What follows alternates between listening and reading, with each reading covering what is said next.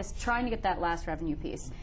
If the revenue package looks the way that it did when last we saw it, which is to say minus FMAP contingency, because they do it as a standalone, minus SUNY empowerment, will the governor veto that bill?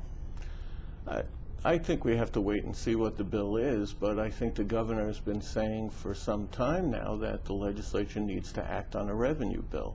I think he'll evaluate it when he gets it, but I think he recognizes the need to have a revenue bill that raises roughly in the area of $1 billion. And that's how we would get to balance. Let me just stress one thing. We believe that we would need the vetoes plus the contingency language plus the $1 billion in a revenue bill to be at balance.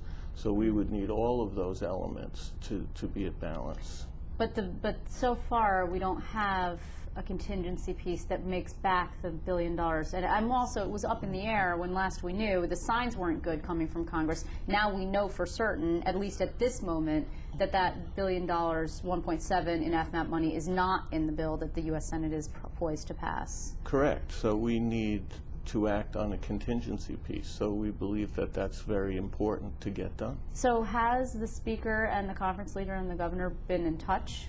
The three-way, that would be, or have you and staffs from the legislature also been in touch? On the contingency, we've been talking, and I really do think that that's an area where we can, get to some agreement, because I think the legislative staff recognizes well that this is a serious problem, that Congress is looking less likely, even if they take FMAP action, which we're hopeful they still will do that all of the talk in Washington that we've seen is that they will scale it back by some amount.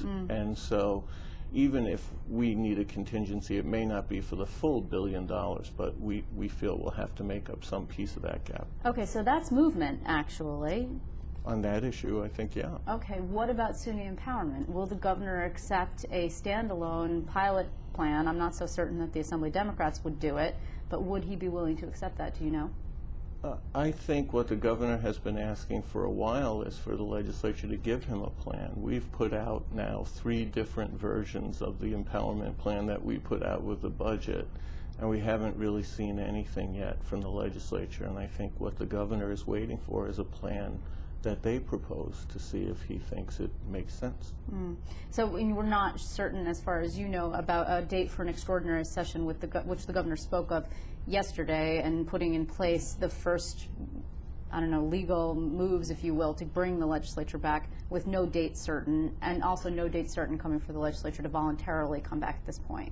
Right. I think they're still working on what would be the appropriate dates. I think the governor is just concerned that we get the final pieces of the budget done, which would be the contingency piece especially, and revenue actions. We actually spoke a few weeks ago with Steve Aquario from the Association of Counties, and one of the things, the actual main point about that was there are lag in payments for services already rendered by the counties on behalf of the state in contract with them. Last night I spoke with the Oneida County executive, Tony Pacenti. I'm not sure if you are aware of what happened there. He's refusing to send his weekly Medicaid payment because he feels, I shouldn't send you money if you're not going to send me money. I believe it's statutorily not legal, but what is your response to that? Well, first of all, I think we understand his frustration that, because of our budget problems, we've had to manage our cash very carefully. But I would think that by the end of the summer, we would be pretty much caught up with all of the payments that are due to the county. So I would hope that, we could resolve any conflicts before they get to the point of withholding payments. So you don't think that you're going to actually put some kind of interest on his payment or any of that? I think we're still looking at the situation. Our hope is that we get as current with the counties as we can, given our cash flow situation. And will we have a budget deal by the end of the summer? I hate to put you on the spot. The Saratoga meet's starting tomorrow, so I thought maybe you might want to do a little betting. Absolutely.